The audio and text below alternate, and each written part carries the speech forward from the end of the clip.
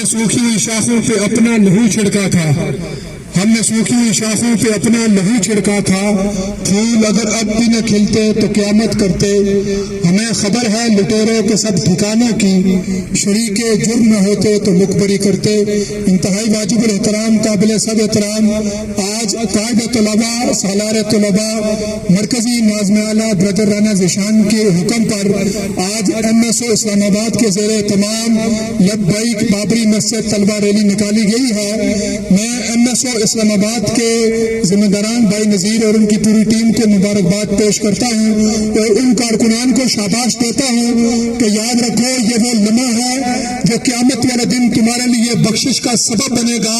میرے دوستو آپ اس چیز کا تصور تو کریں کہ جس 27 سال سے قبل جس مسجد میں کالا کالا رسول اللہ کی صدائیں آتی تھی، 27 سال پہلے شاید آپ پیدا بھی نہیں ہوئے تھے، اس وقت وہاں اللہ اور اللہ کے رسول کی بات ہوتی تھی، وہاں پر اللہ اکبر کی صدائیں بلند ہوتی تھی۔ اس بابری مسجد کو اس وقت ہندو دہشت گرد نے شہید کیا اور 27 سال یہ کیس سپریم کورٹ میں لٹکاتے آج جا کر سپریم کورٹ کے ان 5 جج جو ہندو مذہب کے ساتھ منسلک ہیں، انہوں نے یہ فیصلہ دیا ہے کہ بابری مسجد کی جگہ پر رام مندر کھڑا کیا جائے گا، یہاں پر مسلمانوں کو آنے کی اجازت نہیں ہے۔ اس کے برعکس وہاں پر 5 ایکڑ زمین بابری مسجد کے لیے دی گئی اور یہ فیصلے کے نیچے مینشن کیا گیا ہے کہ انڈیا ایک سیکولر اسٹیٹ ہے، ہم مسلمانوں کا بھی احترام کرتے ہیں، ہم ہندوؤں کا بھی احترام کرتے ہیں۔ یہ ایسا ظالمانہ فیصلہ ہے اور اس کے اوپر یہ بات کرنا کہ 5 ایکڑ ہم بابری مسجد کے لیے دیتے ہیں۔ مسجد جب جس جگہ پہ بن جاتی ہے اس کے بعد دنیا کی کوئی طاقت مسجد کو وہاں سے نہیں ہٹا سکتی۔ یہ مسلمانوں کی بغاوتی ہے، انڈیا کے مسلمانوں کی بغاوتی ہے، 1.5 ارب مسلمانوں کی بغاوتی ہے۔ یہ پیشاب پینے والے، یہ گائے کا پیشاب پینے والے آج میرے اوپر کیسے چڑھ گئے، آج بابری مسجد کو کیسے شہید کیا۔ 27 سال ہم نے کس چیز کا انتظار کیا؟ میرے دوستو یہ بغاوتی کا سبب ہمیں کہاں سے ملا ہے؟ کل اللہ کے نبی نے تم سے پوچھ لیا کہ مجھے بتلاؤ ایک عثمان غنی کے لیے میں نے 1400 صحابہ کو بیعت کر کے ان سے بیعت لی تھی کہ تمہیں ایک عثمان کے بدلے کے لیے قربانی دینے پڑے گی، میں محمد اس عثمان کے لیے قربان ہونے کے لیے تیار ہوں۔ ایک مسلمان کے لیے 1400 صحابہ کو قربان کر کے غیرت کا سبق دیا تھا، حمیت کا سبق دیا تھا۔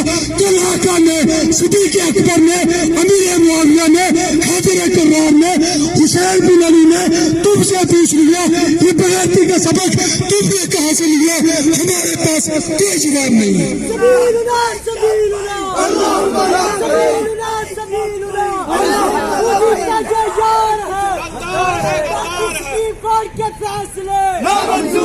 میرے دوستو یہ یاد رکھو کہ آج صبح 10 بجے یہ فیصلہ ہوا ہے۔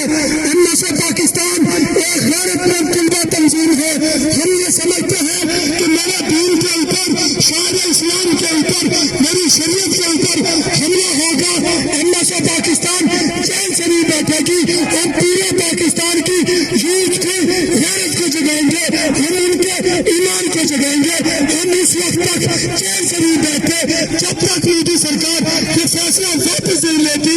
ہم حکومت پاکستان سے یہ مطالبہ کرتے ہیں، وزیر خارجہ صاحب سے یہ مطالبہ کرتے ہیں کہ مجھے بتاؤ کہ بین المذاہب کی بات کرنے والے، کیا اسلام کوئی مذہب نہیں ہے؟ تم انسانی حقوق کی بات کرتے ہو، کیا مسلمان انسان نہیں ہے؟ مجھے یہ بتلاؤ کہ میری مسجد کو گرا دیا گیا، میں یہ خون کس کے ہاتھ پر تلاش کروں؟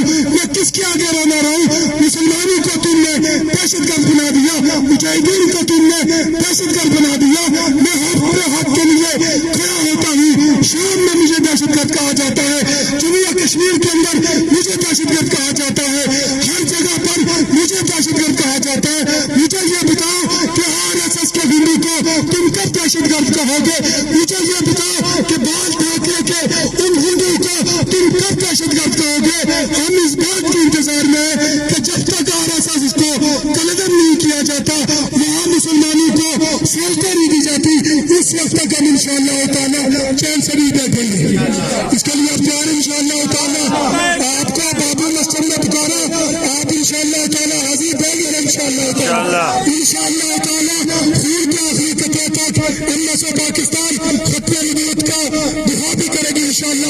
تعالیٰ صحابہ کرام کے ایمان کا جو ہمارا معیار ہے انشاءاللہ تعالیٰ ہم اس کا بھی تحفظ کریں گے ملک پاکستان کے دفاع کے لیے انشاءاللہ تعالیٰ ان میں سے پاکستان کا ہر کارکن اپنی جان دینا اپنا ایمان سمجھتا ہے اس لیے کہ یہ ملک پاکستان کلمے کی بنیاد پر حاصل ہوا تھا پاکستان کا مطلب کیا پاکستان کا مطلب کیا تیرا میرا رشتہ کیا شام یوں سے رشتہ کیا کشمیر یوں سے رشتہ کیا غربیوں سے رشتہ کیا افغانستان سے رشتہ کیا ایران سے رشتہ کیا پاکستان کا مطلب کیا